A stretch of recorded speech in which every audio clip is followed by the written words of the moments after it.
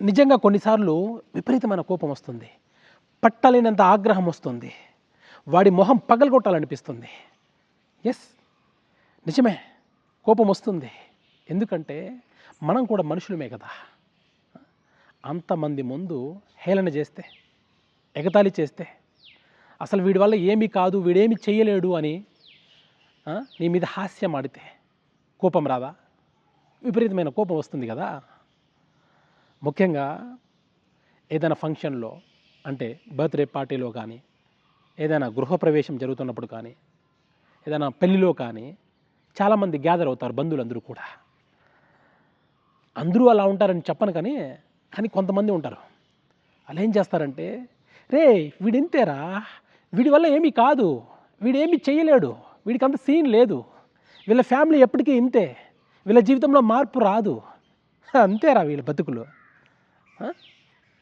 అని ఎగతాళి చేస్తారు, హేళన చేస్తారు అంతమందిలో. మరి అప్పుడు కోపం వస్తుంది కదా ఖచ్చితంగా. పళ్ళు రాళ్ళు కొట్టాలనిపిస్తుంది కదా. అందుకే గుర్తుపెట్టుకో, వాళ్ళ మీద పగ తీర్చుకోవాలనిపిస్తుంది, వాళ్ళను కూడా అవమానించాలనిపిస్తుంది.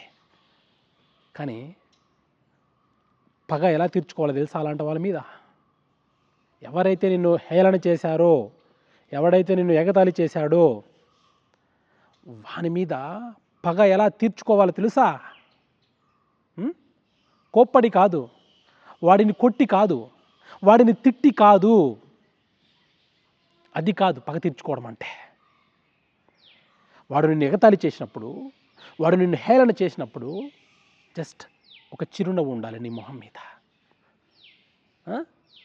ఒక చిరునవ్వు ఉండాలి, లైట్ తీసుకోవాలి, సహనం ఉండాలి, ఓపిక ఉండాలి. ఆ టైంలోనే నువ్వు ప్రశాంతంగా ఆలోచించాలి. పొరపాటును కూడా ఒక్క మాట కూడా నువ్వు జారకూడదు, నువ్వు నోరు జారకూడదు. నీ నాలుకను నువ్వు అదుపులో పెట్టుకోవాలి, నీ మనసు నువ్వు అదుపులో పెట్టుకోవాలి. ఎస్, వాడు ఎగతాళి చేస్తాడు, ఓకే, ఆ టైంలోనే కదా నీకు సహనం కావాలి. కానీ ఎలాంటి సహనమో తెలుసా? ఎలాంటి సహనమో తెలుసా? కసితో కూడిన సహనం. అది కసితో కూడిన సహనం నీకు కావాలి. ఏంటి, నాకు టాలెంట్ లేదా, నేను ఏమీ సాధించలేనా, మా కుటుంబ పరిస్థితి ఎప్పటికీ ఇలాగే ఉంటుందా, మా కుటుంబ ఆర్థిక పరిస్థితి ఎప్పటికీ ఇలాగే ఉంటుందా, మేము పేదరికంలోనే ఉండిపోతామా, నా వల్ల ఏమీ కాదా, ఆ జీవితాన్ని నేను మార్చుకోలేనా, నా కుటుంబ పరిస్థితిని నేను మార్చుకోలేనా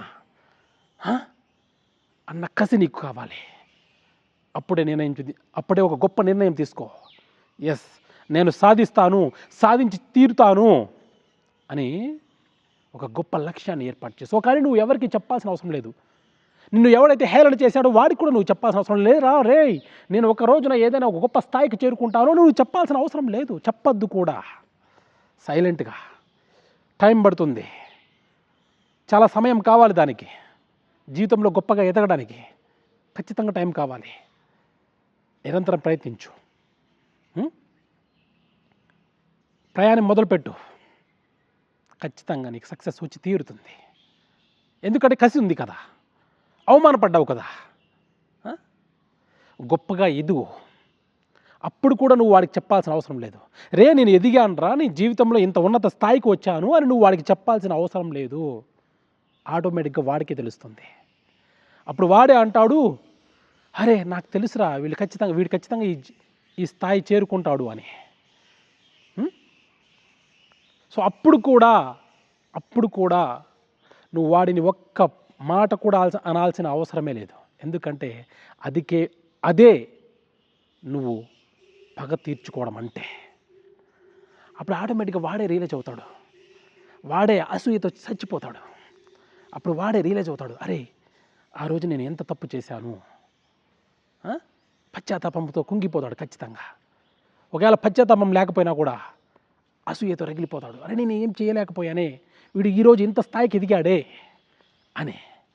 అది పగ తీర్చుకోవడం అంటే. గుర్తుపెట్టుకో, ఎవరైతే నేను హేళన చేశారో, ఎవరైతే నేను ఎగతాళి చేశారో, ఎవరైతే నీ వల్ల ఏమీ కాదు అన్నారో వాళ్ళు కూడా అసూయపడేలా, వాళ్ళు ఆశ్చర్యపోయేలా నువ్వు విజయాలు సాధించాలి జీవితంలో. అదే వారి మీద నువ్వు పగ తీర్చుకోవడం అంటే. అలా పగ తీర్చుకోవాలి. ఇది పగ తీర్చుకోవడం అంటే. ఎవడైనా ఏదైనా అన్నప్పుడు తిరిగి వాడిని ఒక మాట అనడం కాదు, వాడిని కొట్టడం కాదు. అది కాదు నిజమైన పగ తీర్చుకోవడం అంటే. ఇలా చేయాలి. జీవితంలో ఉన్నతంగా ఎదగాలి, ఉన్నత స్థాయికి చేరుకోవాలి. నీ జీవితాన్ని మార్చేసే ఒక ఇన్నోవేటివ్ ఆలోచనలతో నువ్వు ముందుకు వెళ్ళాలి. అది జీవితం అంటే. చేస్తారు కదా, రైట్? అది కష్టమే. ఎవడైతే మనల్ని ఎగతాళి చేస్తాడో, ఎవడైతే హేళన చేస్తాడో, ఆ టైంలో మనము ఆ కోపాన్ని, ఆవేశాన్ని, ఆ బాధను దిగమింగుకోవడం చాలా కష్టమే. కానీ అప్పుడే కదా నిగ్రహించుకోవాలి, అప్పుడే కదా శాంతియుతంగా ఉండాలి, అప్పుడే కదా సహనంతో ఉండాలి, అప్పుడే కదా ఓపికతో ఉండాలి. నువ్వు జీవితంలో ఏదైనా గొప్పగా సాధించాలంటే. ఎస్,